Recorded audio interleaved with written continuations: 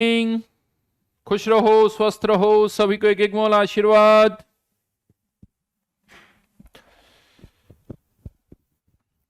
Class चालू हो गई भाई, स्टार्ट हो गई। तुम कहाँ हो, कहाँ घूम रहे हो तुम अभी तक हैं?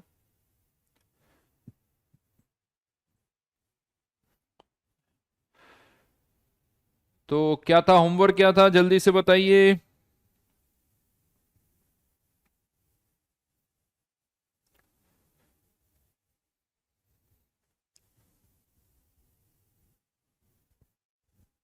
S2 में 1 से लेके 5 और उसके अलावा जेई मेंस और S2। अच्छा, मेरे को ढूंढ रहे हो, चलो मैं आ गया।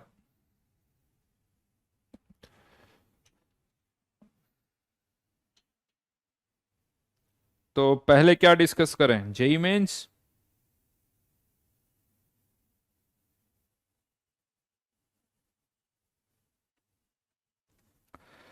अच्छा ये बताओ, जेई मेंस के क्वेश्चन हो रहे थे या नहीं हो रहे थे? मजा आ रहा था जेई मेंस करने में, नहीं आ रहा था?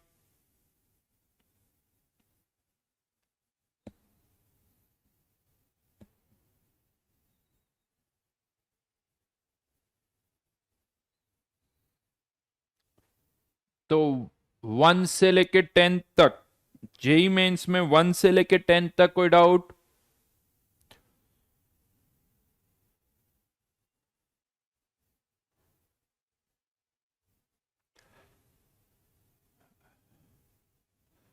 अच्छा मैं आपको बता दूं, रिडॉक्स का डिस्कशन करने के बाद आज हम केमिकल इक्विलिब्रियम चैप्टर स्टार्ट करेंगे। तो पहले रिडॉक्स का डिस्कशन करेंगे जल्दी से, और फिर उसके बाद केमिकल इक्विलिब्रियम चैप्टर हम स्टार्ट करेंगे। नेक्स्ट चैप्टर नया चैप्टर है। जहां तक केमिकल इक्विलिब्रियम चैप्टर की प्री रिक्विजिट की बात है, बिकॉज ये जनरल एक क्वेश्चन आता है कि सर इसके लिए क्या प्री रिक्विजिट है, तो केमिकल इक्विलिब्रियम चैप्टर के लिए हल्का सा मोल को आना चाहिए आपको। मोल को मास में कैसे कन्वर्ट करना होता है वो पता होना चाहिए। मोलरिटी क्या होती है वो पता होना चाहिए। यानी यूं मान लो कि मोल कॉन्सेप्ट के पहले 4 लेक्चर, कंसंट्रेशन टर्म के पहले 2 लेक्चर, ये बस पता होना चाहिए, दैट्स इट। और कोई जरूरत नहीं है, बाकी सब हम यहीं डिस्कस करेंगे। तो जो बेसिक रिक्वायरमेंट है वो तो यही है, ठीक है। तो पहले जल्दी से डिस्कशन कर लेते हैं जेई मेंस का और S2 का, और फिर हम केमिकल इक्विलिब्रियम चैप्टर स्टार्ट करेंगे। बोलिए क्वेश्चन नंबर।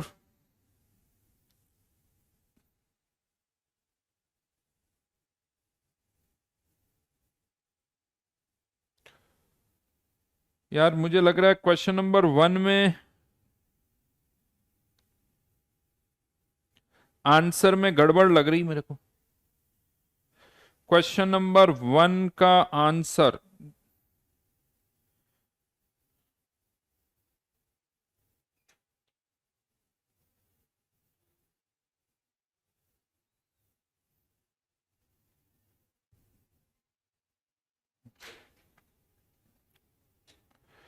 आगरा होगा यार इसमें आंसर।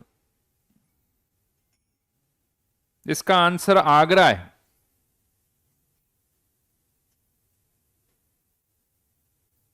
चेंज कर लो, क्वेश्चन नंबर 1 का आंसर आगरा कर दो। क्योंकि जो फर्स्ट रिएक्शन है उसमें जिंक का ऑक्सीडेशन हो रहा है, सिल्वर का रिडक्शन हो रहा है। बाकी तीनों रिएक्शन में किसी के ऑक्सीडेशन नंबर में कोई चेंज नहीं हो रहा है। बाकी तीनों रिएक्शन में किसी के ऑक्सीडेशन नंबर में कोई चेंज नहीं हो रहा है। तो क्वेश्चन नंबर 1 का आंसर इज आगरा।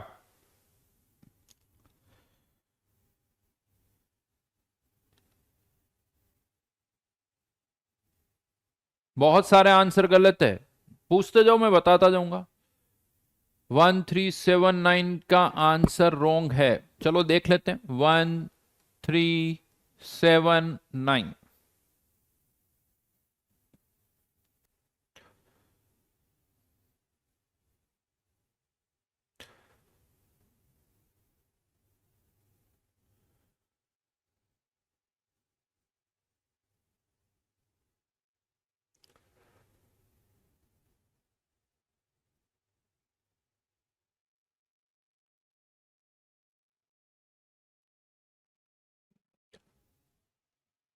थर्ड में क्या गड़बड़ है भाई?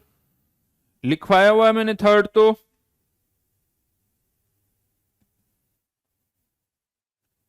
क्वेश्चन नंबर 2 का आंसर सही है बेटा, बिल्कुल। क्वेश्चन नंबर 2 का आंसर सही है। क्लोरीन +1 और -1 तो एवरेज 0। एवरेज 0 है, ऑक्सीडेशन नंबर 0 नहीं है। क्वेश्चन नंबर 2 का आंसर सही है। उसके अलावा बोलिए।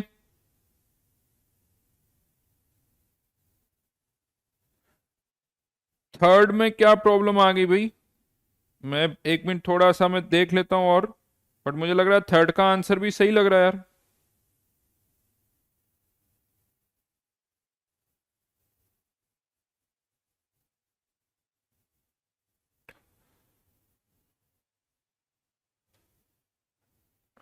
हम्म।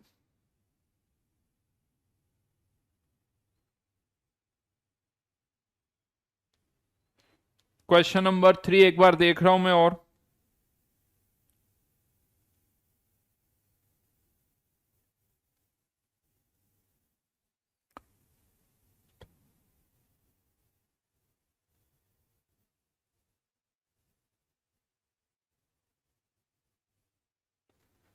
मेरे पास थोड़ा प्रिंटिंग में कुछ गड़बड़ आ रहा है तो मैं देख के बताता हूं।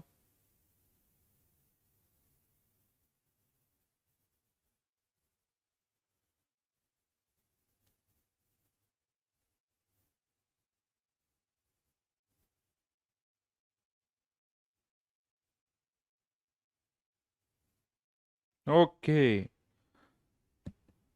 राइट राइट, थर्ड का आंसर चेंज होगा भाई। थर्ड का आंसर केलकटा कर लो। फर्स्ट का आंसर तो आगरा, थर्ड का answer Calcutta. Change in oxidation number पूछा है, तो +2 में जाएगा तो 5 का चेंज, 6 में जाएगा तो 1 का। चेंज कर लेना, बिल्कुल सही। सेवंथ का आंसर भी एक बार देख लेता हूं मैं।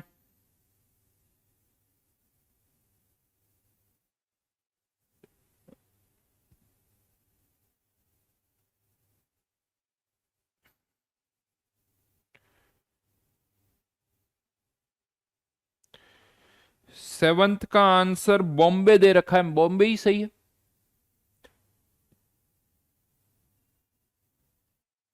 क्यों भाई?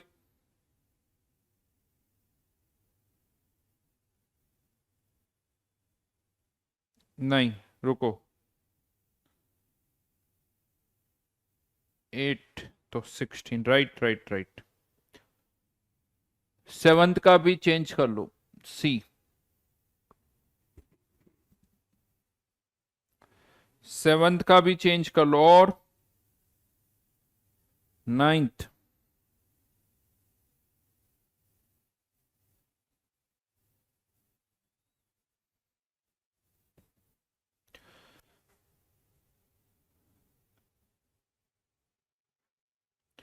क्वेश्चन नंबर 9 में H2O2 reducing agent, reducing agent किसी को रिड्यूस करता है तो खुद ऑक्सीडाइज होता है। तो 9 में H2O2 कौन सी रिएक्शन में ऑक्सीडाइज हो रहा है? बी और डी, यानी 9 का आंसर बिल्कुल सही का बॉम्बे होगा।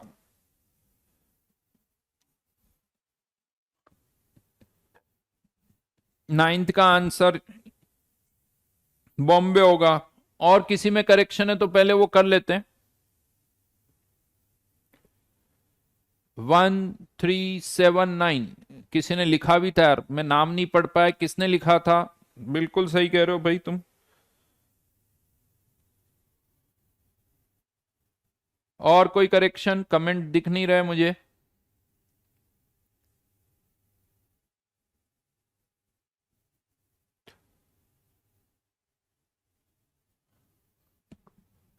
हाँ जी, कमेंट रुक गए क्या यार?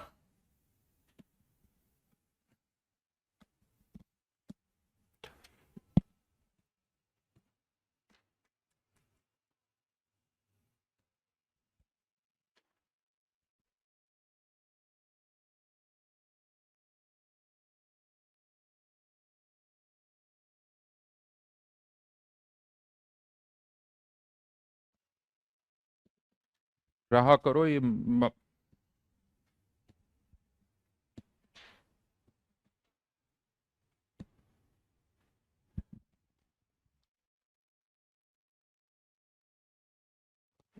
जाया मत करो यार, ये बार बार मैं बुलाने आता हूँ फिर। हाँ, 11, 12, 15 में भी गड़बड़ है क्या? चलो जल्दी से देख लेते हैं। 11, 12, 15, पहले इनके आंसर्स में बता देता हूँ।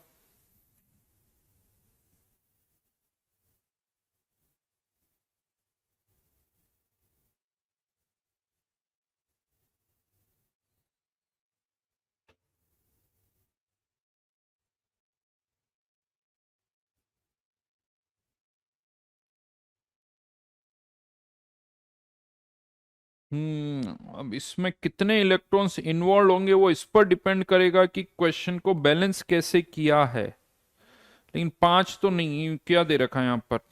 Calcutta. How many electrons are involved in the following redox reaction. तो ये रिएक्शन की बैलेंसिंग पर भी डिपेंड करेगा वैसे तो। Cr2O7 2 इसको मैं ऐसे मान लो एक साथ लिखता हूं मैं इसको, तभी थोड़ा ज्यादा मीनिंग आएगा, नहीं तो बहुत सारे आंसर हो जाएंगे। इसमें 3 का, इसमें 6 का। तो अगर मैं इसको 2 से मल्टीप्लाई कर देता हूं तो अब दोनों में बराबर आ गया। अगर बैलेंसिंग हम ऐसे कर रहे हैं, Cr+3 +2 times Fe+3, 2 time Fe+3 plus ये 4CO2, ये बैलेंसिंग है, तो इसमें इलेक्ट्रॉन जो इन्वॉल्व होंगे वो 6 हो जाएंगे।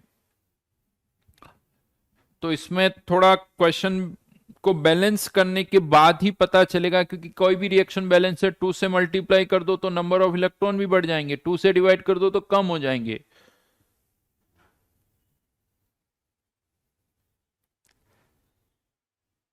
इलेवन, उसके बाद 12, रिडॉक्स रिएक्शन का एग्जाम्पल पूछा है।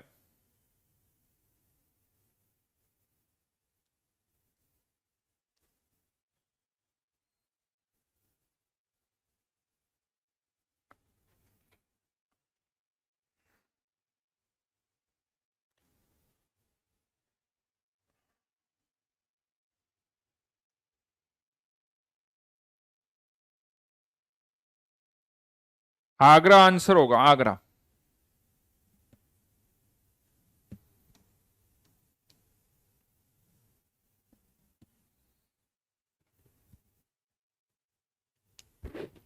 क्वेश्चन नंबर 12 का आंसर आगरा। और 15,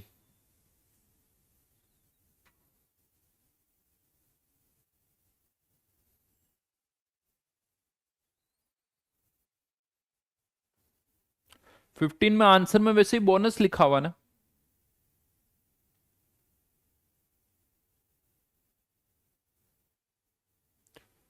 15 में तो वैसे ही बोनस लिखा हुआ भाई, तो इसको तो छोड़ दो। 11th में आंसर अगर ये बैलेंसिंग है तो 6 होगा, रिएक्शन की बैलेंसिंग के अकॉर्डिंग। चलो डन। क्वेश्चन नंबर 10 में कुछ गड़बड़ है?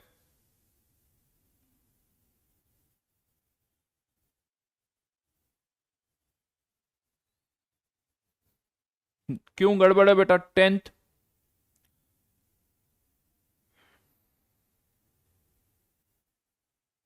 10th, मुझे सही लग रहा है, कोई प्रॉब्लम नहीं है। हाँ वो हो सकता है, आंसर दो हो सकते, क्वेश्चन गलत क्यों बोल रहे हो? ए भी ऑप्शन सही हो सकता है। क्वेश्चन नंबर 10 में दो आंसर सही होंगे, आगरा और दिल्ली।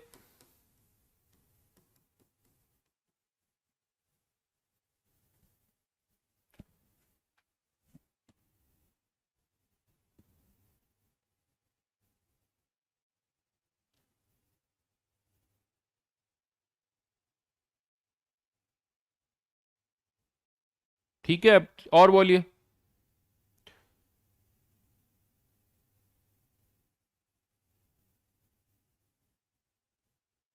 करेक्शन हो गए सारे? पहले तो बताओ करेक्शन हो गए, हाँ या ना?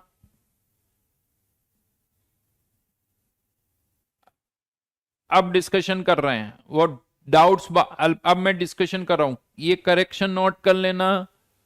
क्वेश्चन नंबर 11 हटा दो, क्वेश्चन नंबर 15 हटा दो, क्वेश्चन नंबर 11 और क्वेश्चन नंबर 15 हटा देना, बाकियों में डाउट पूछने हैं तो 1 to 10, 1 to 10 में किसी को कोई डाउट है तो पूछ लो अब जल्दी से, वैसे लग नहीं रहा कोई है।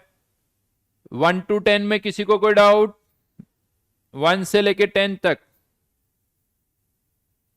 नहीं है।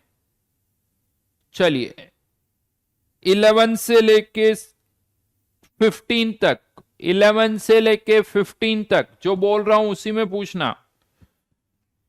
11 से लेके 15 तक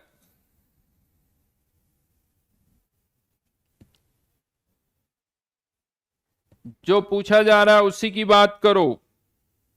क्वेश्चन नंबर 10 नहीं बता रहा हूं, आसान है। क्वेश्चन नंबर 10 नहीं बता रहा हूं, आसान है।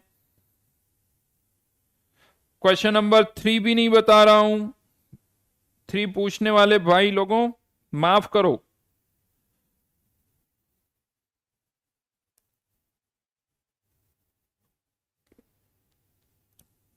क्वेश्चन नंबर 12 में किसका ऑक्सीडेशन किसका रिडक्शन हो रहा है लिखो, ऑक्सीडेशन नंबर लिखो, सब समझ में आ जाएगा, आसान है।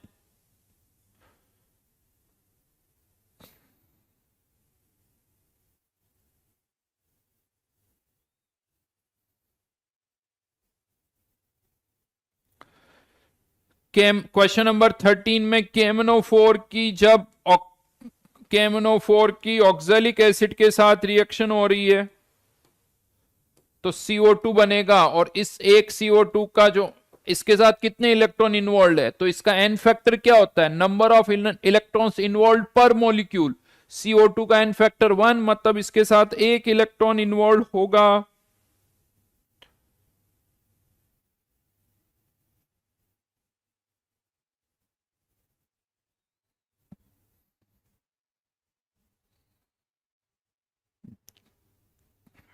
आंसर कैलकटा, 13 का answer Calcutta, 1 electron.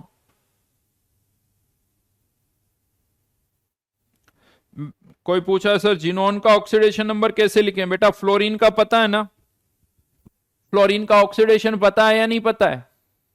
Sukhpreet notes पढ़ो, सब समझ में आएगा।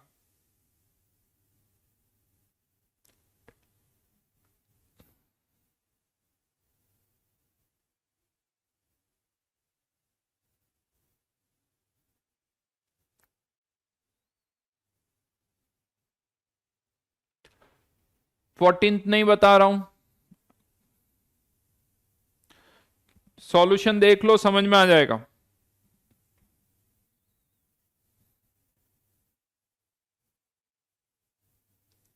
सॉल्यूशन देख लो, 14 समझ में आ जाएगा, आगे बढ़ो।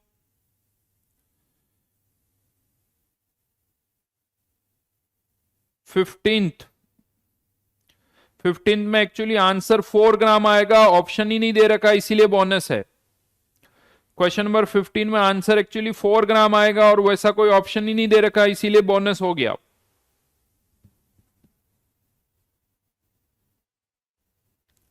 क्वेश्चन नंबर 16 बता देता हूं।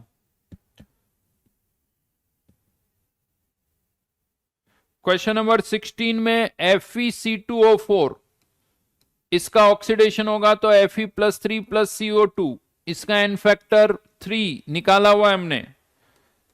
Fe2C2O4, यहां आयरन ऑलरेडी +3 में है तो ऑक्सीडेशन केवल कार्बन का होगा। कितने कार्बन है? 6, इसका N factor 6। Fe2SO4 whole thrice, इसका कोई ऑक्सीडेशन नहीं होगा, आयरन ऑलरेडी +3 में है, सल्फर ऑलरेडी +6 में है तो इसका कोई ऑक्सीडेशन नहीं होगा।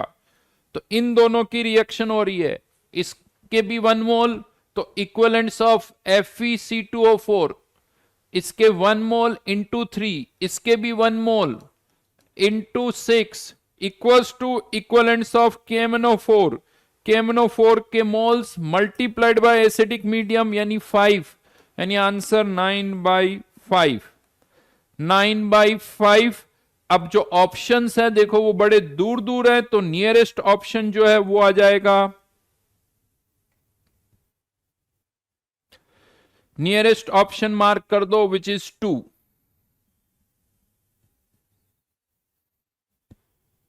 बेटा स्टार्टिंग में ही बोल चुका हूं, डिस्कशन करने के बाद केमिकल इक्विलिब्रियम स्टार्ट करेंगे। 16th का आंसर 2।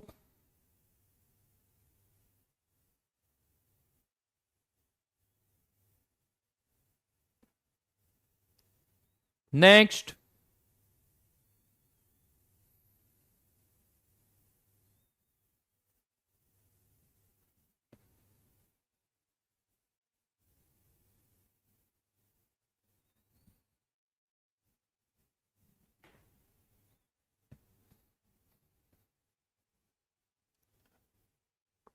ट्वेंटी तक कोई डाउट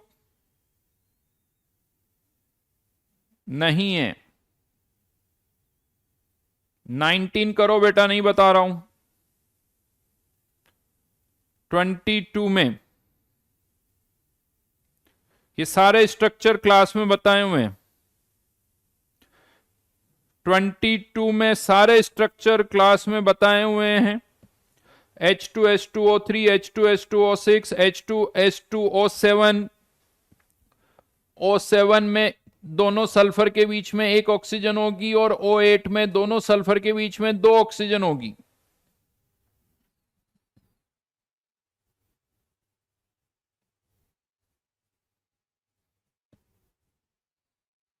तो 22 नहीं बता रहा हूं, और इनफैक्ट सॉल्यूशन बनाया हुआ है, उसमें सॉल्यूशन देख लो। 23,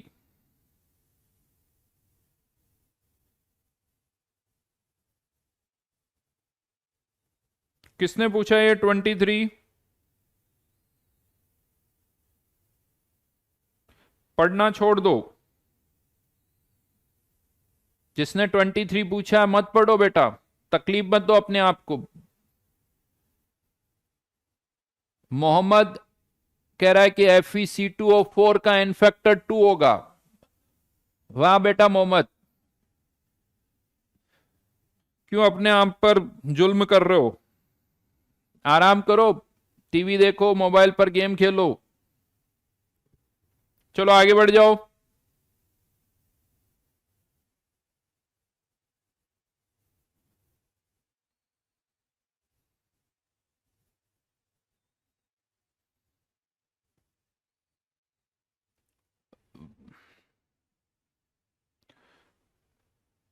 ट्वेंटी फाइव,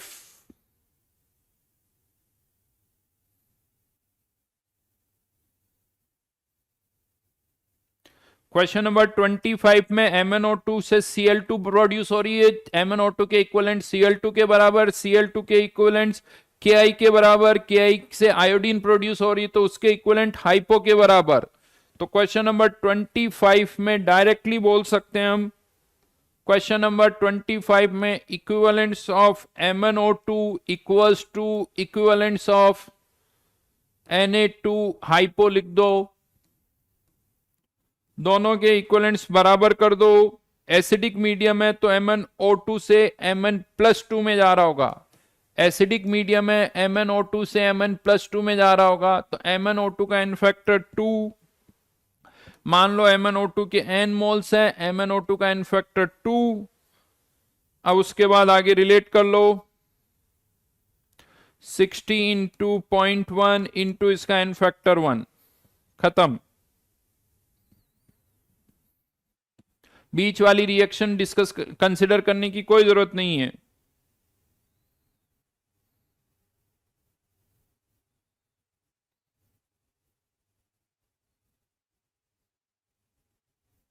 क्वेश्चन नंबर 26 में भी यही करना है। क्वेश्चन नंबर 26 में भी यही करना है। Equivalents of copper sulphate equals to equivalents of hypo.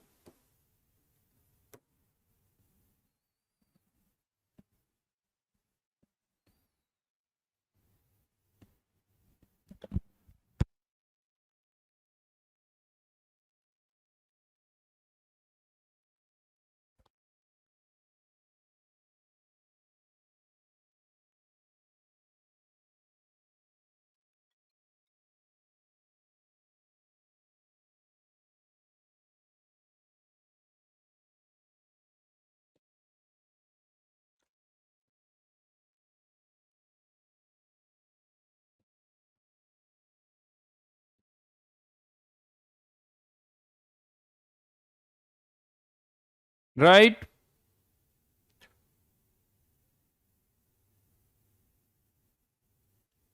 कहां तक थे? 26 तक ही थे।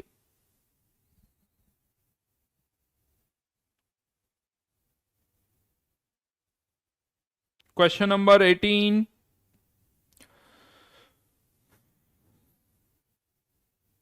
18 में आगरा तो सही है। 18 में बॉम्बे में क्या हो रहा है? आप देखो, बॉम्बे में Mn का रिडक्शन हो रहा है और ऑक्सीजन का ऑक्सीडेशन हो रहा है, जो कि डिस्प्रोपोर्शनेशन नहीं है। डिस्प्रोपोर्शनेशन में उसी एलिमेंट का रिडक्शन, उसी का ऑक्सीडेशन होना चाहिए। तो 18 का बॉम्बे डिस्प्रोपोर्शनेशन नहीं है, क्योंकि Mn का रिडक्शन हो रहा है और ऑक्सीजन का ऑक्सीडेशन हो रहा है।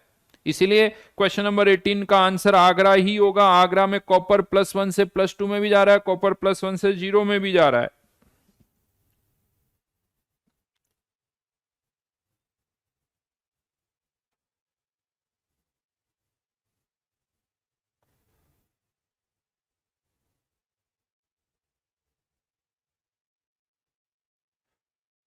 कृष्णा बेटा 15th क्वेश्चन बहुत आसान है, खुद करो, हो जाएगा। एसिड बेस रिएक्शन है, ऑक्सैलिक एसिड का एन फैक्टर 2, NaOH का 1, कर दो, आ जाएगा।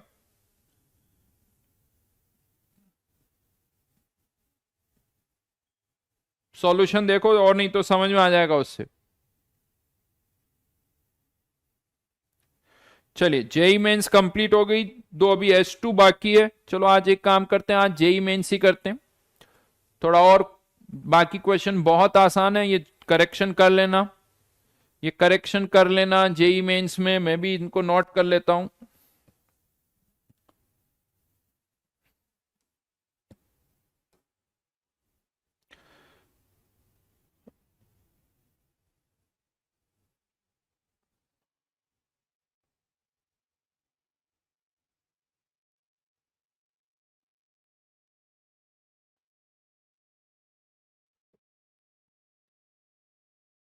तो नेक्स्ट क्लास में डिस्कस करेंगे।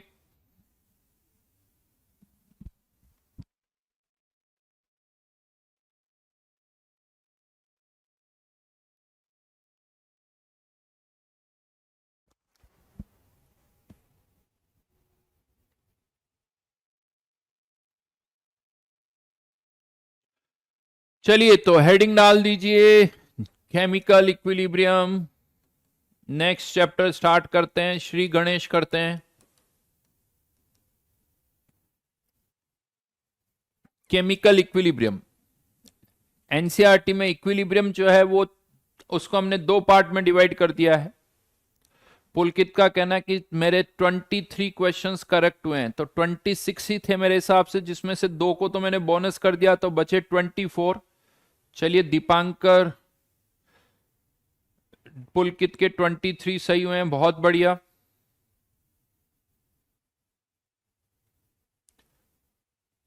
बहुत बढ़िया जी।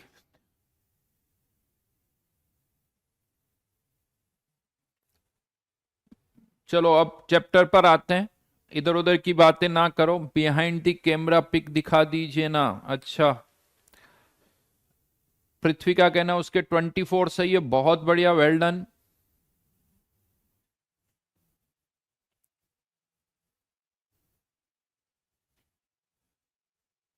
20 सही है, किसी के 24 है, बहुत बढ़िया बहुत बढ़िया।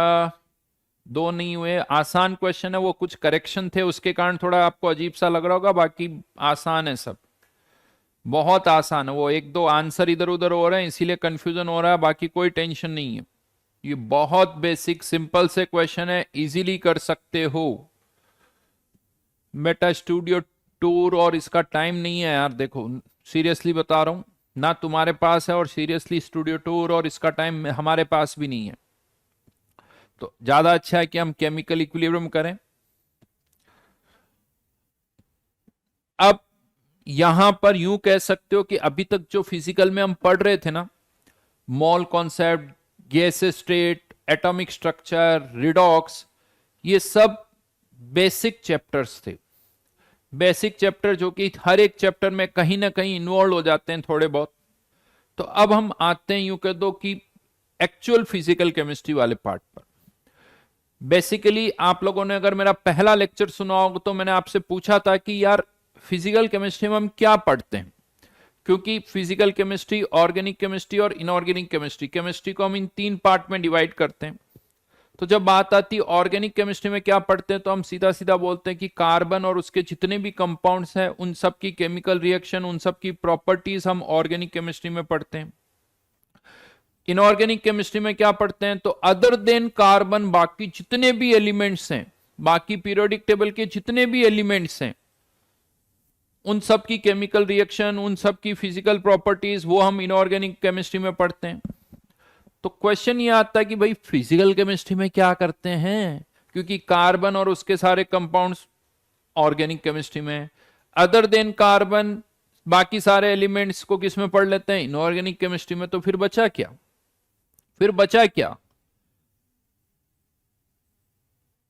तो फिर याद करो, मैंने ये बताया था लॉज, बिल्कुल सही कहा। एक्चुअली फिजिकल केमिस्ट्री में भी हम वही सारी केमिकल रिएक्शंस डिस्कस करते हैं जो आप ऑर्गेनिक इनऑर्गेनिक में डिस्कस करते हो, लेकिन फिजिकल केमिस्ट्री में हम केमिकल रिएक्शंस को मैथमेटिकली डिस्कस करते हैं। बड़ा अजीब सा सेंटेंस है।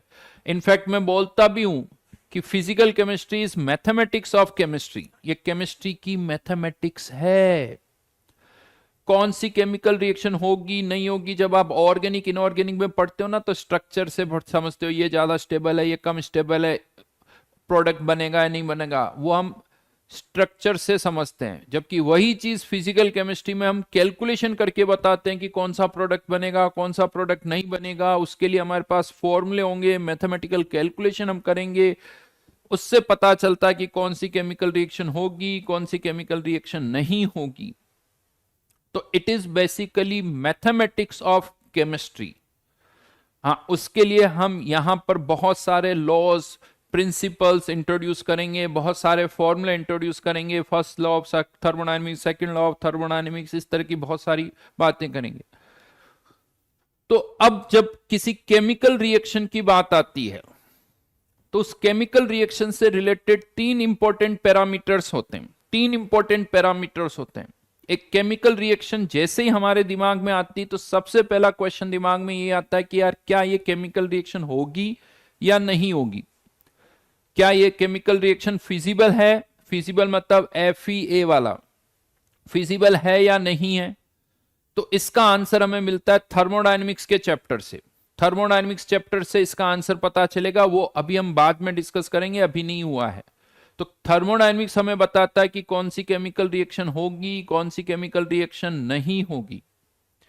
फिर दूसरा इंपॉर्टेंट क्वेश्चन ये आता है कि बहुत सारी केमिकल रिएक्शन जो है ना, वो स्टार्ट तो हो जाती है, स्टार्ट तो हो जाती, बट कोई 10% होके रुक जाती, कोई 20% पर रुक जाती, कोई 70% पर रुक जाती है। यानी रिएक्टेंट प्रेजेंट होता है, कंडीशंस वही होती है, लेकिन रिएक्शन रुक जाती है। यानी वो 100% नहीं होती है।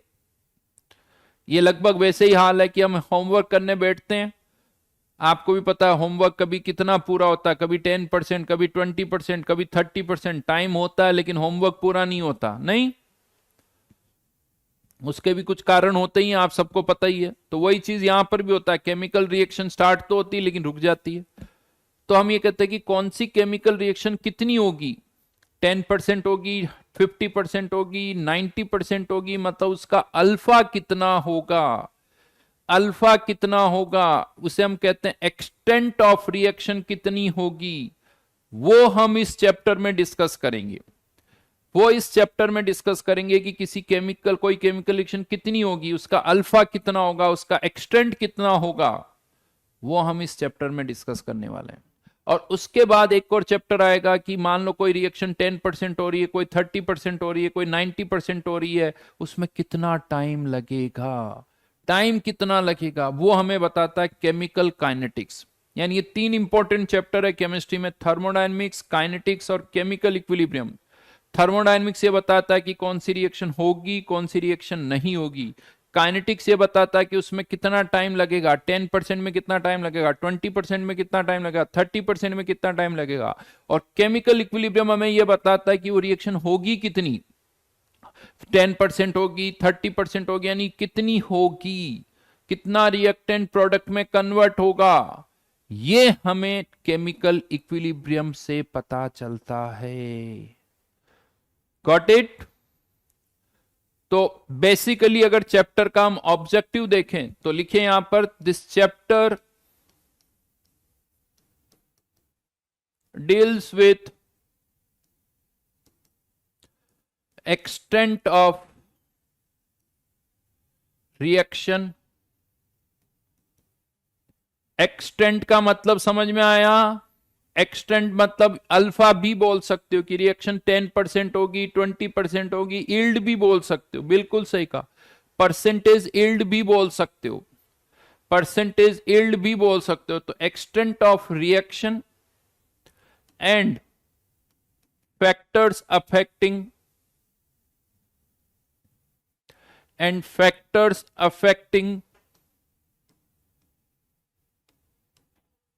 extent of reaction।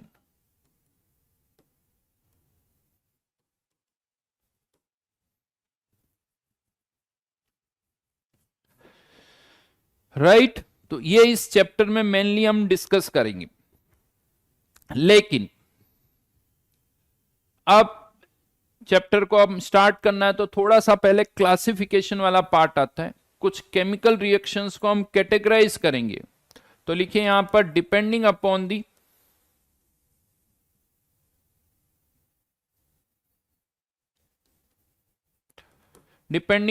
The extent of reaction, किसी रिएक्शन का एक्सटेंट कितना है,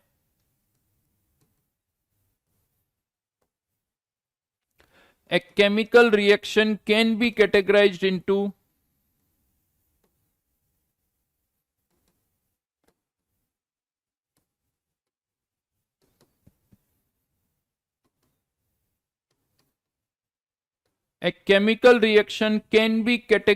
into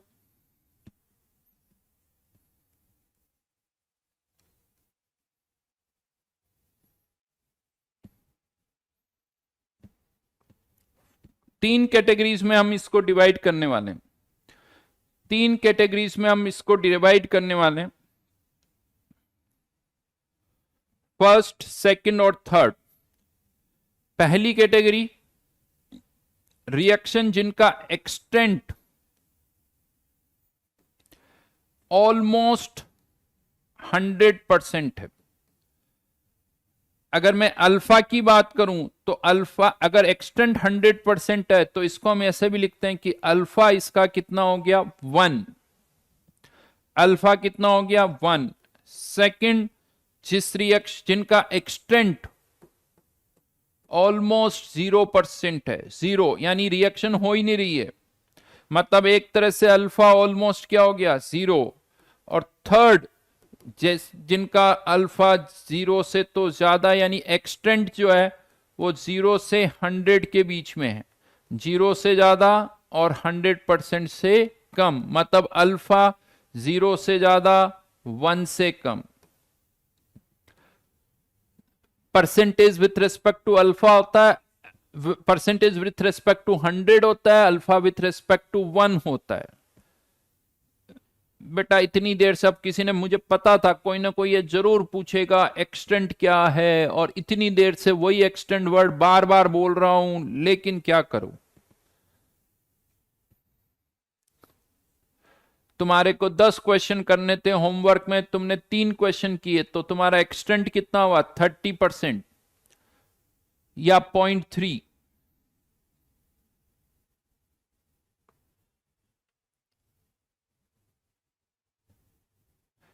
ये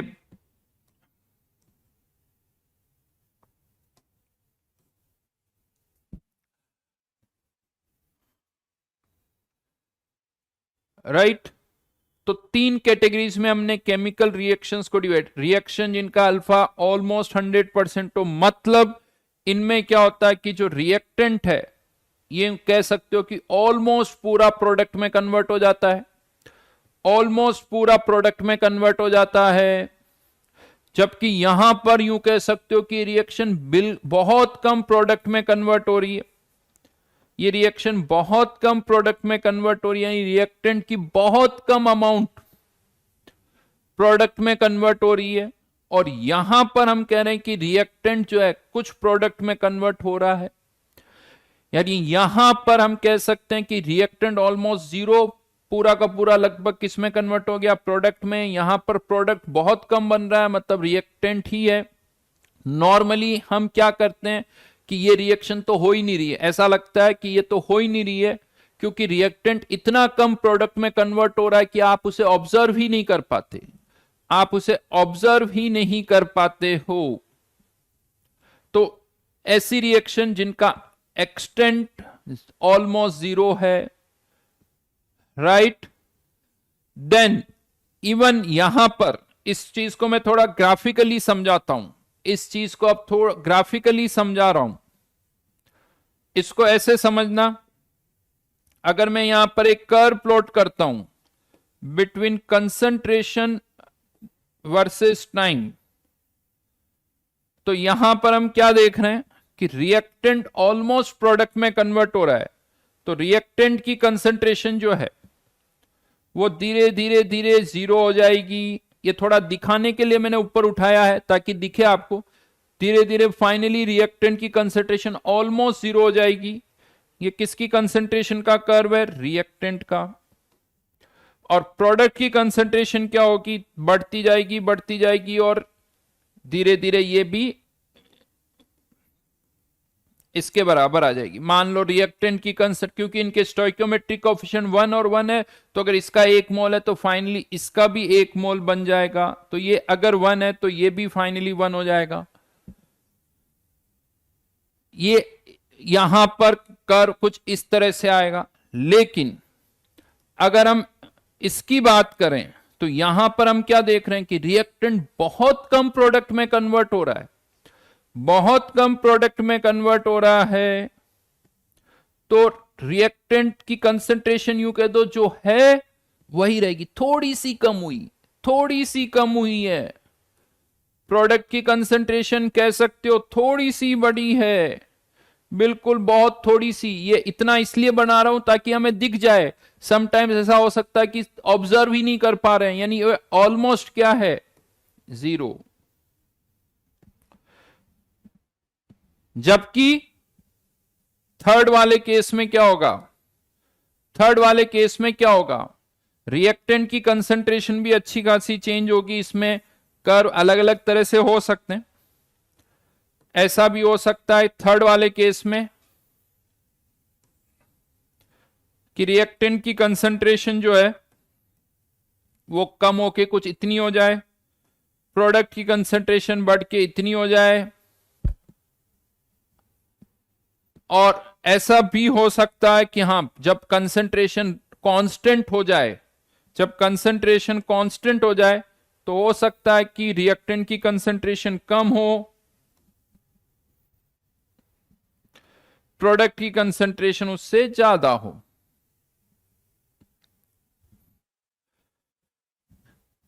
मतलब क्या हो रहा है यहां पर, इस रिएक्शन में रिएक्टेंट ऑलमोस्ट जीरो हो गए। देखो 100% कोई भी रिएक्शन नहीं होती है, मैं बता दूं, कोई भी रिएक्शन ऐसी नहीं होती जिसमें रिएक्टेंट एग्जैक्टली 100% रिएक्ट कर जाए। थोड़ा बहुत तो बचेगा, बट वो इतना कम बचता है कि हम उसे ऑब्जर्व नहीं कर पाते हैं। इसीलिए हम उसे ऑब्जर्व नहीं कर पाते तो हमें लगता है सर ये तो पूरा ही कन्वर्ट हो गया, लेकिन वो भी 100% नहीं होता। यानी ना तो कोई रिएक्शन 100% होती है, ना कोई रिएक्शन एग्जैक्टली जीरो होती है। दुनिया के कोई भी दो सब्सटेंस मिक्स कर दो, थोड़े बहुत तो रिएक्ट कर जाएंगे, बट कुछ इतने कम रिएक्ट करते हैं कि हमें लगता है वो तो रिएक्ट नहीं कर रहे हैं। तो यहां पर हम देख रहे हैं कि रिएक्शन हो रही है।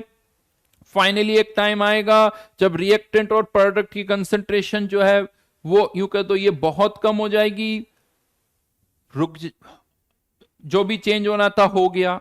तो यहां पर एक वर्ड और मैं यूज कर रहा हूं, कोई सी भी केमिकल रिएक्शन हो, कोई सी भी केमिकल रिएक्शन हो, चाहे तीनों में से कोई सा भी केस ले सकते हो आप, 1 2 3, एक टाइम आएगा जब रिएक्टेंट और प्रोडक्ट की कंसंट्रेशन कांस्टेंट हो जाएगी। जैसे यहां पर ज्यादा अच्छी तरह से दिख रहा है, यहां पर ज्यादा अच्छी तरह से दिख रहा है, इन दोनों की कंसंट्रेशन क्या हो गई, कांस्टेंट, यहां पर भी कांस्टेंट हो गई। जब रिएक्टेंट और प्रोडक्ट की कंसंट्रेशन कांस्टेंट हो जाए, इस स्टेट को हम क्या कहते हैं, इक्विलिब्रियम। इक्विलिब्रियम, ऐसा नहीं कि इक्विलिब्रियम यहां नहीं आ रहा है, यहां पर भी इक्विलिब्रियम आ रहा है, यहां पर भी इक्विलिब्रियम आ रहा है, यहां पर भी इक्विलिब्रियम आ रहा है। हर रिएक्शन कहां रुकेगी, इक्विलिब्रियम पर। हर रिएक्शन कहां रुकेगी, इक्विलिब्रियम पर। इसमें भी इक्विलिब्रियम आएगा, इसमें भी आएगा, इसमें भी इक्विलिब्रियम आएगा। इक्विलिब्रियम का मतलब अब रिएक्टेंट और प्रोडक्ट की कंसंट्रेशन कांस्टेंट हो गई, उसमें कोई भी चेंज नहीं हो रहा है, जो भी चेंज होना था वो हो चुका है। That state is called equilibrium, उसे कहा जाता है इक्विलिब्रियम। यहां पर हर रिएक्शन का एंड कहां होगा, इक्विलिब्रियम पर। इसका भी एंड इक्विलिब्रियम पर हो रहा है, इसका भी एंड इक्विलिब्रियम पर हो रहा है, इसका भी एंड इक्विलिब्रियम पर हो रहा है। लेकिन डिफरेंस क्या है, इसमें जब इक्विलिब्रियम आ रहा है तो रिएक्टेंट ऑलमोस्ट पूरा प्रोडक्ट में कन्वर्ट हो गया।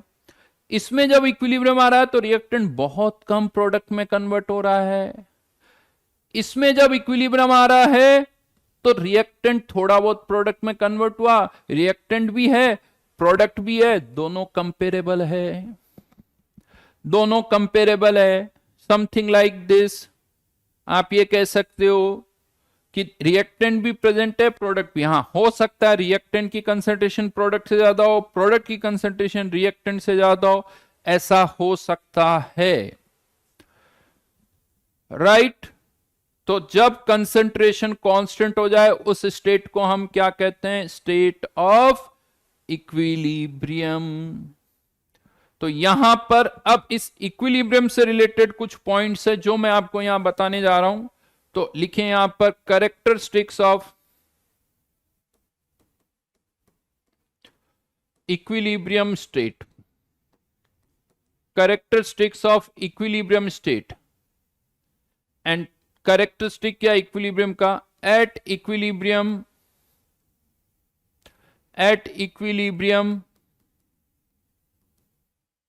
concentration of reactants and products become constant। जब रिएक्टेंट और प्रोडक्ट की कंसंट्रेशन कांस्टेंट हो जाए तो उसी स्टेट को हम क्या कहते हैं, इक्विलिब्रियम। लेकिन यहां पर ये जो इक्विलिब्रियम है ना, ये भी दो तरह के होते हैं। अगर मैं इक्विलिब्रियम की बात करूं तो there are two types of equilibrium. एक होता है स्टैटिक इक्विलिब्रियम और एक होता है डायनेमिक इक्विलिब्रियम। क्या डिफरेंस है, वर्ड यहां लिख रहा हूं स्टैटिक, और दूसरा होता है डायनेमिक। जैसे आपकी टेबल पर पेन रखा हुआ है, कोई चेंज नहीं हो रहा, पेन रखा हुआ है उसमें कुछ भी चेंज नहीं हो रहा है, वो एक स्टैटिक इक्विलिब्रियम है, वो एक स्टैटिक इक्विलिब्रियम है, कोई चेंज नहीं हो रहा, राइट।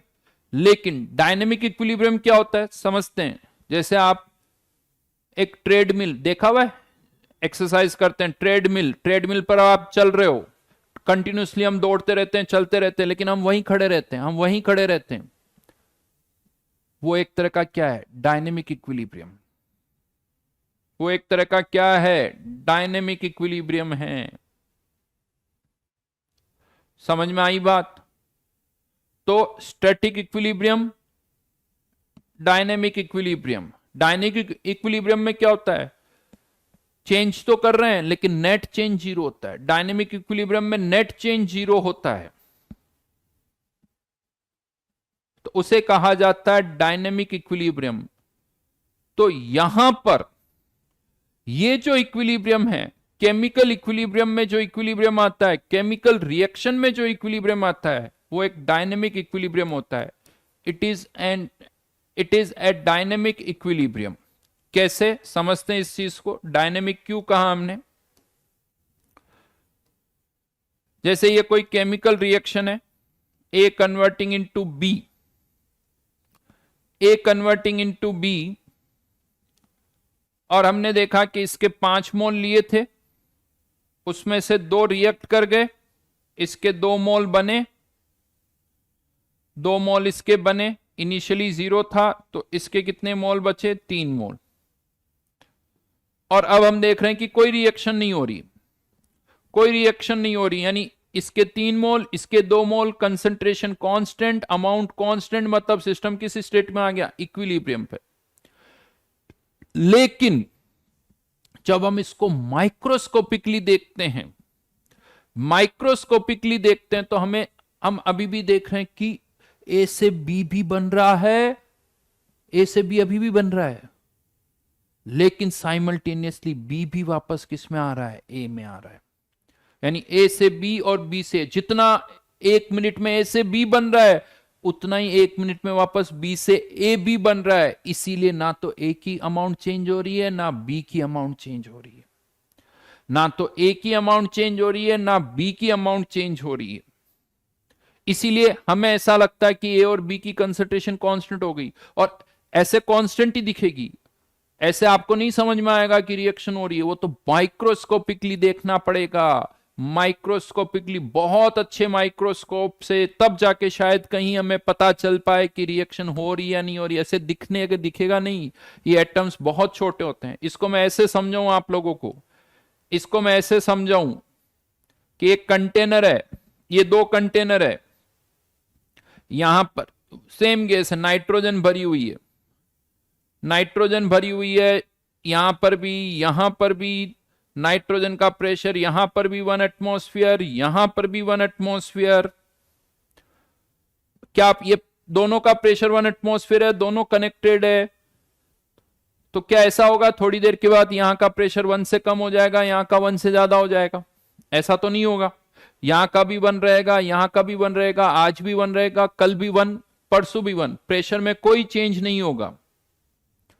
लेकिन क्या इसका मतलब यह है कि फिक्स है कि नाइट्रोजन के जो मॉलिक्यूल्स इधर है वो इधर ही रहेंगे, जो इधर है वो इधर ही रहेंगे? ऐसा नहीं है। आपको भी पता है कि गैसेस कंटिन्यूसली मूव करती रहती है, नाइट्रोजन के मॉलिक्यूल्स कंटिन्यूसली, इधर वाले इधर जा रहे हैं, इधर वाले इधर जा रहे हैं, लेकिन फिर भी प्रेशर चेंज नहीं होता है, फिर भी प्रेशर चेंज नहीं होता है। क्यों नहीं होता? कि जितने मॉलिक्यूल यहां से इधर जा रहे हैं, उतने ही मॉलिक्यूल्स वापस इधर से इधर आ रहे हैं, इसलिए ओवरऑल कोई चेंज नहीं हो रहा है, ओवरऑल प्रेशर अभी भी फिक्स है। ये एक डायनेमिक इक्विलिब्रियम है, ये एक डायनेमिक इक्विलिब्रियम है। दो आप देखोगे तो आपको लगेगा सर कुछ नहीं हो रहा, फिक्स है, बट एक्चुअल में हो रहा है, एक्चुअल में मूवमेंट हो रहा है, बट आप और हमें ऐसे तो पता नहीं चलेगा। तो this is known as dynamic equilibrium. और केमिकल रिएक्शन में भी जो इक्विलिब्रियम होता है वो डायनेमिक इक्विलिब्रियम होता है, यानी रिएक्टेंट प्रोडक्ट में जा रहा है, बट जितना रिएक्टेंट प्रोडक्ट में जा रहा है उतना ही प्रोडक्ट वापस रिएक्टेंट में आ रहा है, इसलिए इनकी अमाउंट क्या हो जाती है? कांस्टेंट। इसी चीज को हम ऐसे बोल सकते हैं, जैसे मैंने कहा ना कि जितने मॉलिक्यूल इस यहां से यहां गए उतने ही यहां से यहां गए, तो इसकी लेफ्ट टू राइट जाने की जो रेट है और राइट टू लेफ्ट आने की जो रेट है वो बराबर होती है। यानी थर्ड पॉइंट हम क्या लिख सकते हैं कि जब इक्विलिब्रियम आएगा तो फॉरवर्ड रेट जो होगी, forward rate of reaction equals to backward rate of reaction, backward rate of reaction. यानी ये फॉरवर्ड रेट किसके बराबर हो जाएगी? बैकवर्ड रेट के बराबर हो जाएगी। शॉर्ट में इस फॉरवर्ड रेट को हम RF लिखते हैं और बैकवर्ड रेट को हम RB लिखते हैं। Forward rate equals to backward rate.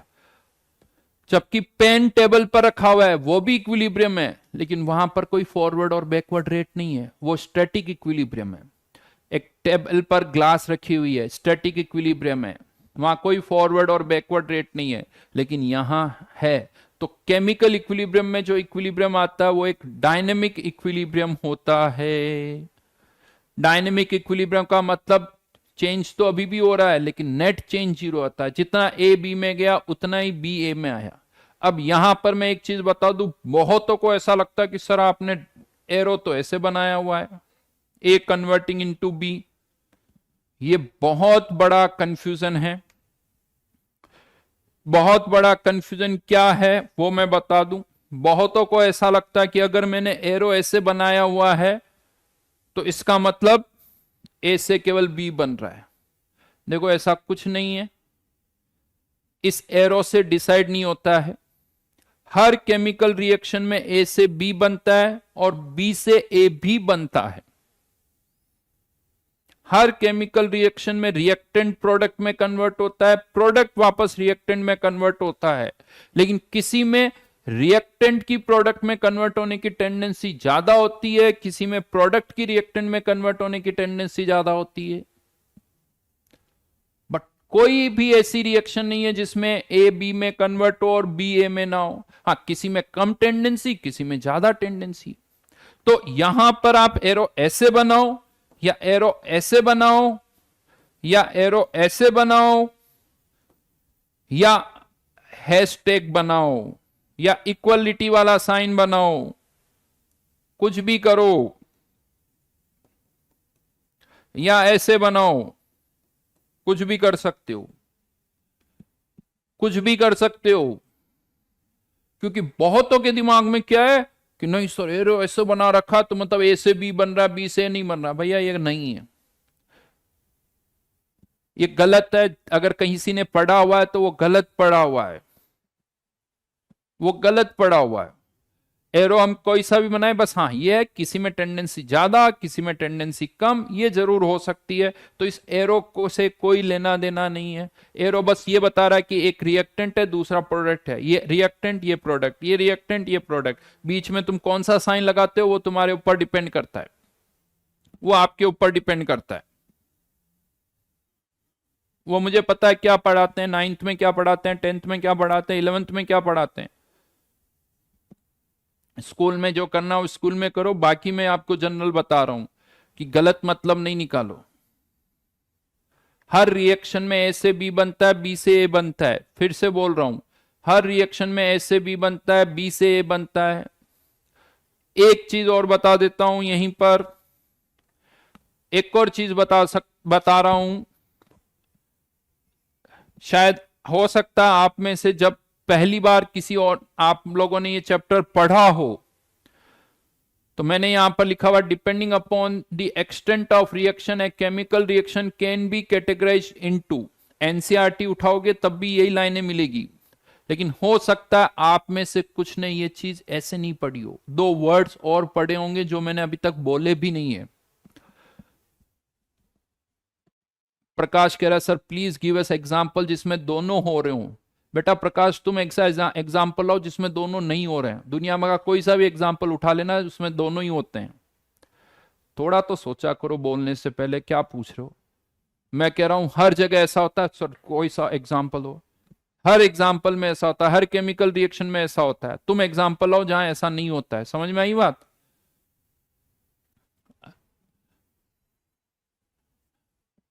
तो दो वर्ड्स और जो आप लोगों को पता है वो गलत है, यूज नहीं करने हैं, जो मैंने यूज किए भी नहीं है। वो वर्ड्स भी बता देता हूं मैं कि गलत क्या है। सोच के बताओ मैंने कौन से दो वर्ड्स अभी तक नहीं बोले हैं।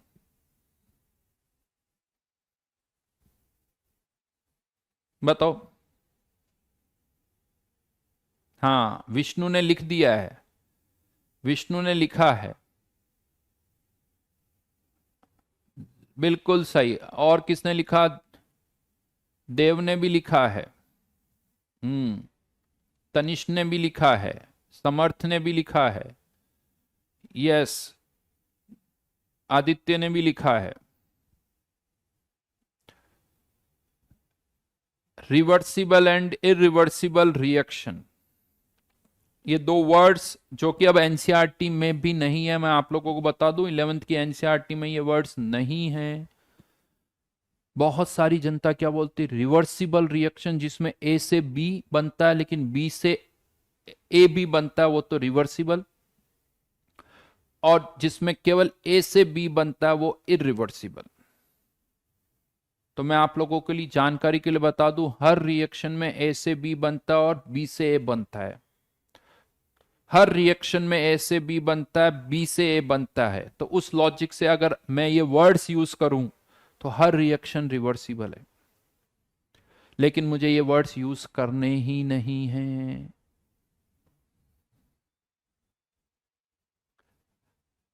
मुझे ये वर्ड्स यूज नहीं करने हैं। हर रिएक्शन में ए से बी बनेगा, बी से ए बनता है। वैसे मैं आप लोगों की जानकारी के लिए बता दूं, आप लोग कहां ये वर्ड्स यूज करते हो उसको थोड़ा सा कनेक्ट करके बता रहा हूं। जैसे यहां पर मैंने क्या बताया कि इस रिएक्शन का एक्सटेंट 100% है, मतलब ये रिएक्शन में क्या हो रहा है, रिएक्टेंट पूरा प्रोडक्ट में कन्वर्ट हो रहा है। बट मैंने एग्जैक्टली 100% नहीं बोला, ऑलमोस्ट। तो बहुतों को ये लगता कि सर देखो यहां पर रिएक्टेंट ही तो प्रोडक्ट में कन्वर्ट हो रहा है, बट यहां पर प्रोडक्ट भी वापस रिएक्टेंट में आ रहा है लेकिन वो बहुत कम आ रहा है, बहुत कम आ रहा है।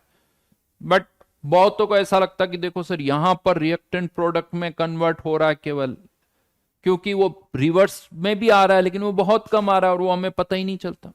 इसीलिए मोस्टली जिसका अल्फा 1 होता ना, आप लोग उसे इरिवर्सिबल बोल देते हो, उसे इरिवर्सिबल बोल देते हो। लेकिन ये वर्ड नहीं यूज करने, क्योंकि आगे चल के कंफ्यूज हो जाओगे। आगे थर्मोडायनेमिक्स में भी ये वर्ड्स यूज होते हैं और वहां पर इसके कारण बहुत कंफ्यूजन होता है। तो आप लोग क्या करते हो, इसको तो बोलते हो इरिवर्सिबल और इनको बोलते हो रिवर्सिबल।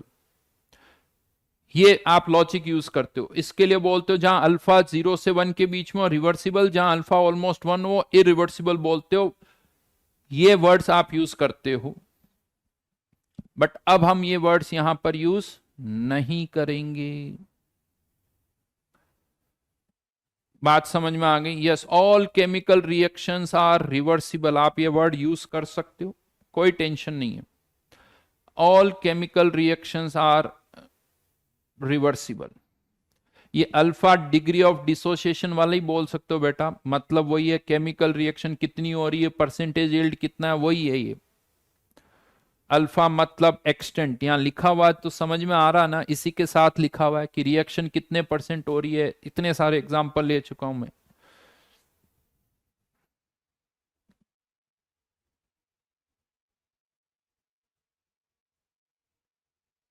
किसी ने कुछ डाउट लिखा, वो पढ़ लेता हूं। सर डाउट पर फिर तो रिएक्शन कभी ऑब्जर्व हो नहीं पा रही कि तो क्या रिएक्शन हो रहा है अगर, बेटा ऐसे नहीं दिखेगी, लेकिन हम मेजर तो कर सकते हैं, ऐसा थोड़ी है। मेजर क्यों नहीं किया जा सकता? ऐसे हमें देख के नहीं समझ में आएगा, बट की मेजर तो किया जा सकता है।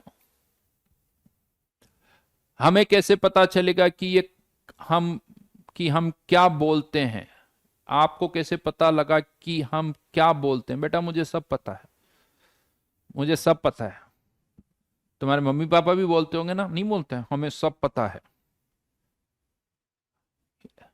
नहीं, तो वो वाली बात है। एक दो डायलॉग और बोल सकता हूं चाहो तो, नहीं तुम्हारे पापा नहीं बोलते, मैं तुम्हारा बाप हूं। और वैसे भी, और माँ भी बोल सकती मैं तुम्हारी माँ हूं, है ना? मुझे सब पता है। तो माँ बाप को भी सब पता होता है, यूं मान लो। और इससे रिलेटेड सब्जेक्ट को भी सब, यानी केमिस्ट्री से रिलेटेड मुझे भी सब पता है। बाकी और कुछ पता हो या ना हो, फिजिकल केमिस्ट्री से रिलेटेड सब पता है। राइट? तो वापस इस पर आ जाते हैं कि जो इक्विलिब्रियम होता है, इक्विलिब्रियम मतलब रिएक्टेंट्स और प्रोडक्ट की कंसंट्रेशन क्या हो जानी चाहिए? कांस्टेंट। जैसे ही रिएक्टेंट्स और प्रोडक्ट की कंसंट्रेशन कांस्टेंट हुई, उस स्टेट को हम कहते हैं इक्विलिब्रियम। हाँ, लेकिन ये ध्यान रखना, कांस्टेंट बोला है, कंसंट्रेशन बराबर होगी ऐसा जरूरी नहीं है।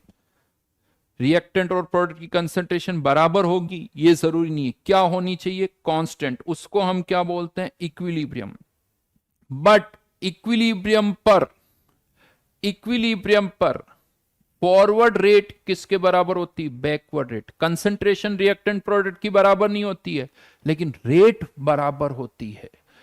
फॉरवर्ड रेट यानी जितना ए बी में जा रहा है उतना ही बी वापस ए में आ रहा है, तो at equilibrium forward rate equals to backward rate. Fine, ये थर्ड पॉइंट था। फोर्थ पॉइंट पर आता हूं। ये जो इक्विलिब्रियम होता है, इसके लिए हम कहते हैं कि इक्विलिब्रियम जो है can be achieved from any direction. Can be achieved from any direction. लिख लो पहले, फिर थोड़ा सा समझाऊंगा। Equilibrium can be achieved from any direction. Any direction से क्या मतलब वो समझाता हूं। मतलब एक कंटेनर में अगर हम ए डालेंगे तो बी बनेगा, और बी डालेंगे तो ए बनेगा। ये मेरी उसी बात को प्रूव कर रहा है कि हर रिएक्शन में ए से बी और बी से ए बनता है। हर रिएक्शन में ए से बी और बी से ए बनता है। यानी मान लो आपने दो कंटेनर लिए, ये एक कंटेनर, ये दूसरा कंटेनर। इसमें आपने ए का 1 मोल डाला और इसमें आपने बी का 1 मोल डाला। क्या होगा? फाइनली दोनों कंटेनर में ए और बी की कंसंट्रेशन, जितनी ए की कंसंट्रेशन यहां होगी उतनी यहां होगी, जितनी बी की कंसंट्रेशन यहां होगी उतनी यहां होगी। यानी equilibrium can be achieved from any direction. समझ में आई बात? यहां पर ए डाला तो बी बनेगा, बी डाला तो ए बनेगा। फिर से बोल रहा हूं, ऐसे मत करना सर बी से ए कैसे बनेगा, एरो तो उधर का है। सर एरो तो उधर का है, तो एक काम करना, तुम इक्वलिटी वाला साइन लगा देना, डबल एरो लगा लेना, जो भी लगा लेना, जो भी सोच लेना। ए से बी बनेगा, बी से ए बनेगा। आदित्य ने एक क्वेश्चन पूछा कि सर इसका मतलब क्या NaCl और H2O रिएक्ट करके HCl और NaOH बनाएगा? क्या बोला आदित्य? किसी की रिएक्ट करने की टेंडेंसी कम होती है, किसी की रिएक्ट करने की टेंडेंसी ज्यादा होती है, बट कुछ तो रिएक्ट करेगा। ये अलग बात है कि तुम उसे ऑब्जर्व कर पाओ या नहीं कर पाओ। समझ में आ गई बात? तो यहां पर equilibrium can be achieved from any direction. A डालोगे तो बी बनेगा, रिएक्टेंट डालोगे तो प्रोडक्ट बनेगा, प्रोडक्ट डालोगे तो रिएक्टेंट बनेगा। नेक्स्ट पॉइंट पर आ रहा हूं, नेक्स्ट पॉइंट पर आता हूं। Fifth point, equilibrium can be achieved in closed container only. Closed container only.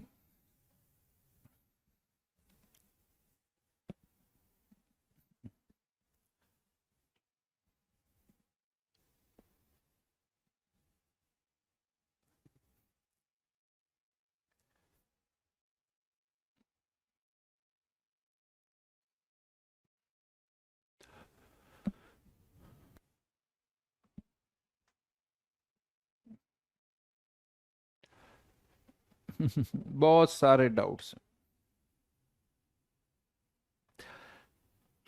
तो फिर मिल्क से कर्ड बनाते हैं।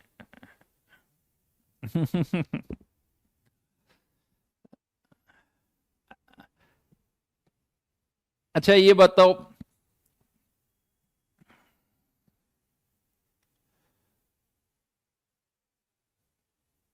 H2O लिक्विड से H2O गैस बनती है? हाँ। गैस से H2O लिक्विड बनता है? हाँ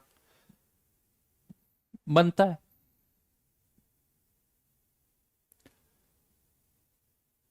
लेकिन क्या हर एक चीज में ए से बी और बी से बनाना उतना ही आसान है?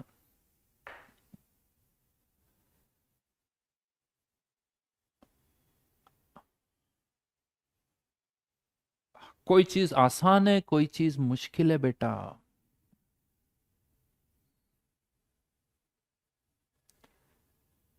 अच्छा ये बात बताओ, दूसरा एग्जाम,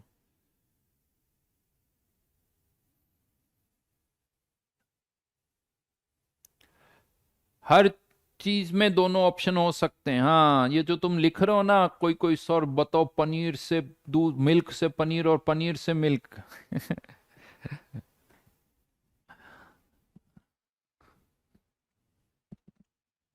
बन सकता है, बट उसको बनाना कितना मुश्किल है वो एक अलग बात है तो एटम्स ही ना, है तो एटम्स ही है।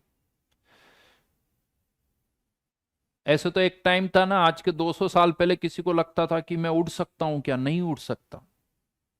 गिर सकता हूं, गिर सकता हूं, लेकिन आज की डेट में हम उड़ भी सकते हैं, उड़ सकते हैं, हो सकता है। लेकिन गिरना जितना आसान है, उड़ना उतना आसान नहीं है। कि हाँ, उसमें उतनी मुश्किल होती है।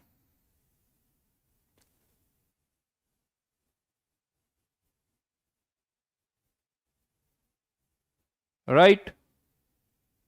तो ये जो सारे एग्जाम्पल तुम ले रहे हो ना, ये वो वाले ले रहे हो जहां पर रिएक्टेंट की प्रोडक्ट में कन्वर्ट होने की टेंडेंसी तो बहुत ज्यादा है, लेकिन प्रोडक्ट में रिएक्टेंट की कन्वर्ट होने की टेंडेंसी बहुत कम है। तो तुम्हें ऐसा लग रहा है कि नहीं ये तो इसमें आएगा ही नहीं, क्योंकि तुमने एग्जाम्पल ही वही लिया है।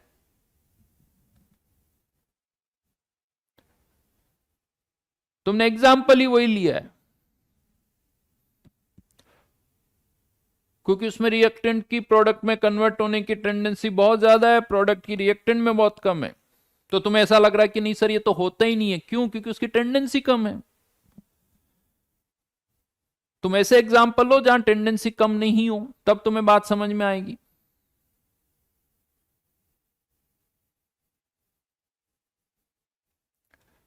राइट। देन तो equilibrium can be achieved in a closed container, इसका मतलब क्या हुआ?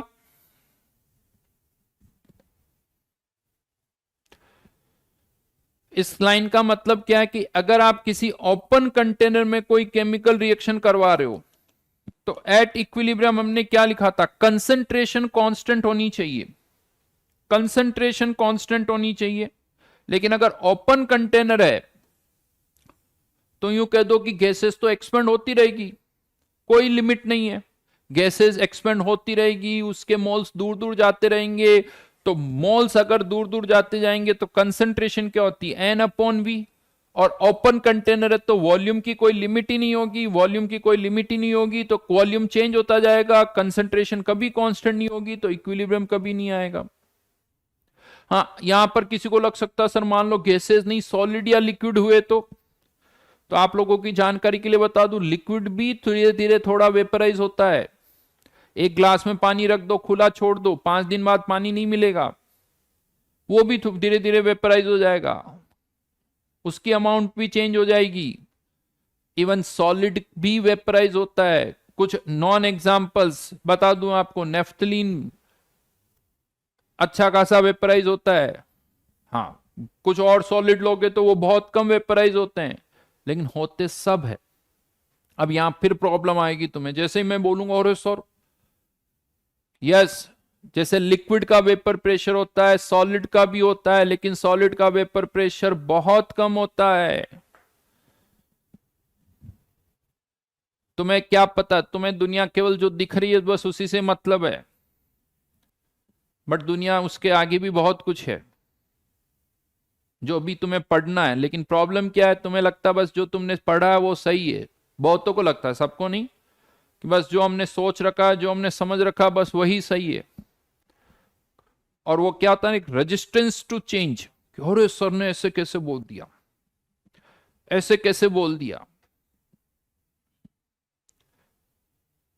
तुम्हें ऐसा लगता है कि तुमने मिल्क से पनीर बना लिया और पनीर से तुम मिल्क नहीं बना पा रहे हो तो वो बनता ही नहीं है।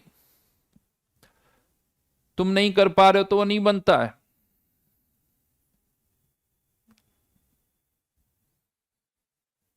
लेकिन ऐसी है नहीं बेटा।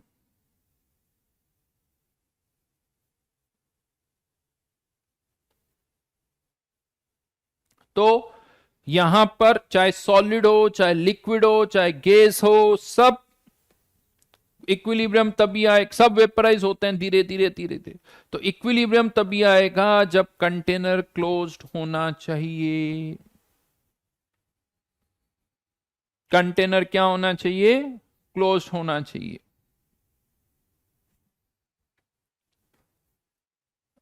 लक्ष्य बताओ। कैम्फर वेपराइज होता है। नेफ्थलीन की बॉल्स देखी तुमने? नेफ्थलीन की बॉल्स देखी? कपूर कपूर क्या होती है? वो सॉलिड होती है या नहीं होती है? बताओ। होती है या नहीं होती है? तो क्या वो वेपराइज होती है या नहीं होती है? फिर बताओ। तो क्या कहूं, नेफ्थलीन यानी वो सॉलिड वेपराइज हो रहा है या नहीं हो रहा है? होता है। लेकिन सबका वेपर प्रेशर उतना नहीं होता। किसी सॉलिड की वेपर में जाने की टेंडेंसी ज्यादा होती है, किसी सॉलिड की वेपर में जाने की टेंडेंसी कम होती है। वो वेरी करती है, लेकिन होती सबकी है। कुछ को हो सकता है वेपराइज होने में 100 साल, 200 साल, 500 साल लगे। किसी किसी को हो सकता है 1 सेकंड लगे, 2 सेकंड लगे। बट होती सबकी टेंडेंसी है।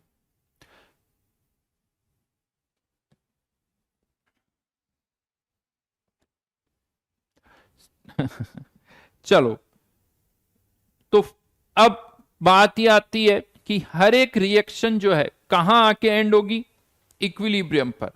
हर एक रिएक्शन कहां आके एंड होगी? इक्विलिब्रियम पर। तो अब पॉइंट ये आता है कि हमें इक्विलिब्रियम पर रिएक्टेंट और प्रोडक्ट की क्या निकालनी है? कॉन्सेंट्रेशन। कि कितना रिएक्टेंट प्रोडक्ट में कन्वर्ट होगा। अगर मैंने ए के 5 मोल लिए हैं तो इसमें से कितने मोल्स प्रोडक्ट में कन्वर्ट होंगे? तो इक्विलिब्रियम पर रिएक्टेंट और प्रोडक्ट की हमें क्या निकालनी है? कॉन्सेंट्रेशन। मोल्स निकालने हैं। वो अब हमें यहां पर देखना है। तो उसके लिए यानी ये क्लियर हो गया कि हर एक रिएक्शन कहां आके रुकेगी? इक्विलिब्रियम पर। कहां आके रुकेगी? इक्विलिब्रियम पर। तो इक्विलिब्रियम पर रिएक्टेंट और प्रोडक्ट की कंसंट्रेशन क्या होगी वो बतानी। इसके लिए हम एक लॉ इंट्रोड्यूस करते हैं, and that law is known as law of chemical equilibrium,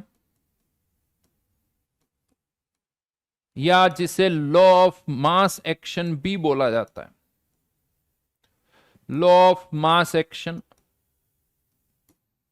but अभी एनसीईआरटी देखोगे तो उसमें law of chemical equilibrium word use हो रहा है, ये law of mass action word use नहीं होता है। स्टेटमेंट तो वही है, स्टेटमेंट में कोई डिफरेंस नहीं है। बेटा कुछ कुछ बच्चों को क्या ना बड़ा कमेंट करने की आदत है। मैंने बोल दिया, तुम्हें मानना तो मानो, नहीं मानना तो मत मानो, तुम्हारी इच्छा है। राइट? तुम्हारी इच्छा है। तो इसलिए स्टेटमेंट जो कहा गया वो मानो, नहीं तो तुम अपनी इच्छा से जेई में करके आना, no issue, you are free. Exam में मैं नहीं कहूंगा तुम्हें कि नहीं ये क्यों कर दिया, ये क्यों नहीं किया।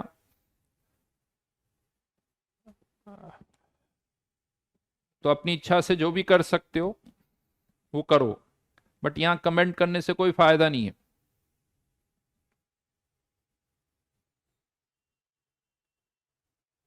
है ना?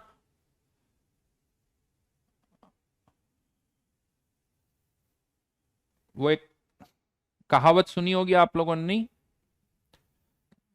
समझ तो गए होगे कौन सी कहावत की बात करने वाला हूं।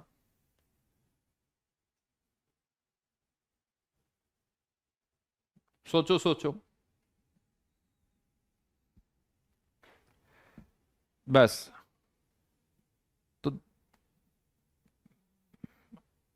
नॉलेज जो तुमने अभी तक सीखा है उतनी नहीं है, उससे बहुत अलग है, दुनिया बहुत बड़ी है।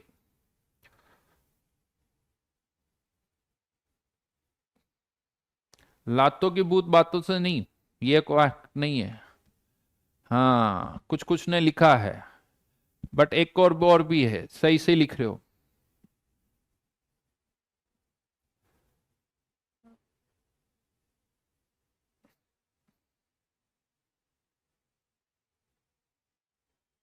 वाह, सही सही। वो कहते हैं ना, मैंने बोल दिया, तुम्हें मानना तो मानो, बट मुझे पता है कुछ लोगों को होता है ना, भैंस के आगे बीन कितनी भी बजाओ उससे क्या फर्क पड़ने वाला। या और भी है, सही किसी ने कहा, थोड़ा अच्छी लैंग्वेज में लिखा, टेल ऑफ ए डॉग, नहीं सीधी होती तो नहीं होती है।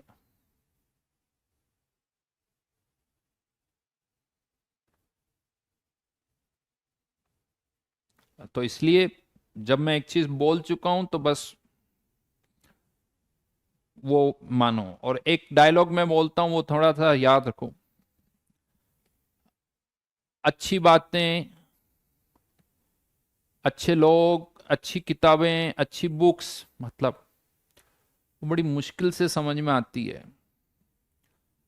बड़ी मुश्किल से समझ में आती है। हाँ, तो ये थोड़ा ध्यान रखना। और जो कहा जा रहा है वो मानो। ये बाल उड़ गए, पता है तुम्हें? हाँ, तो ये बहुत एक्सपीरियंस के बाद उड़े बेटा। जब तुम्हारे इतने छोटे बाल आ जाए ना, तब आके डिस्कशन करेंगे, तब आना सामने की, सर देखो ऐसा होता है ऐसा होता है, तब बैठ के बात करेंगे। अभी जब तक है तब तक हाँ मान लो, यही मान लो कि सर देखो आपके इतने सारे बाल उड़ चुके हैं, इसका मतलब आपका एक्सपीरियंस तो हमसे ज्यादा ही है सर, चलो फिर मान ही लेते हैं। ठीक है? नहीं,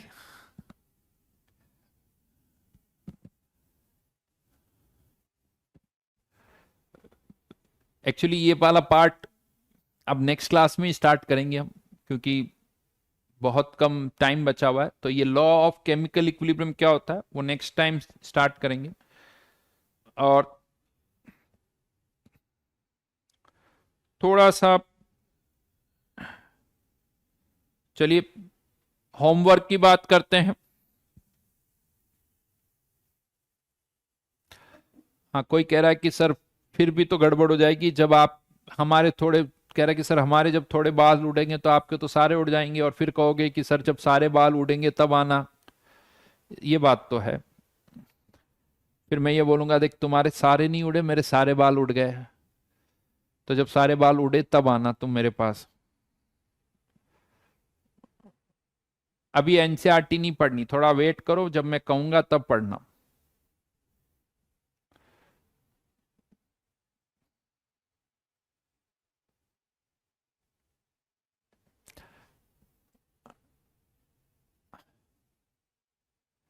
कौन कह रहा है कि मेरे बाल इतने, तो ये तो पैशन है यार, थोड़े आगे से थोड़े कम करवा लिए मैंने, बस उड़े नहीं है, थोड़े कम करवा लिए मैंने, अच्छा लगता है।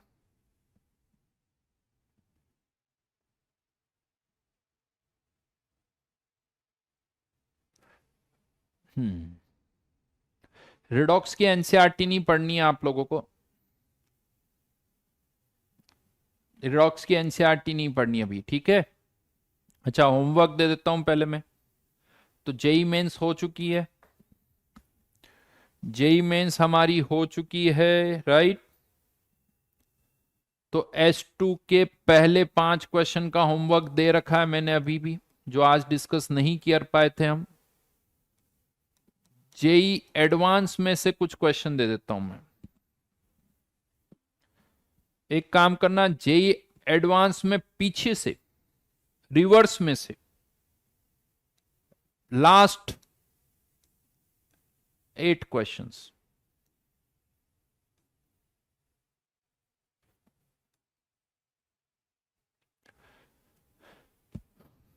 ये हम नेक्स्ट क्लास में डिस्कस करेंगे। 。 . 。 . 。 . . . . . . . . . . . . . . . . . . . . . . . . . . . . . . 。 . 。 . 。 . 。 . 。 . 。 . 。 . 。 . 。 . . 。 . 。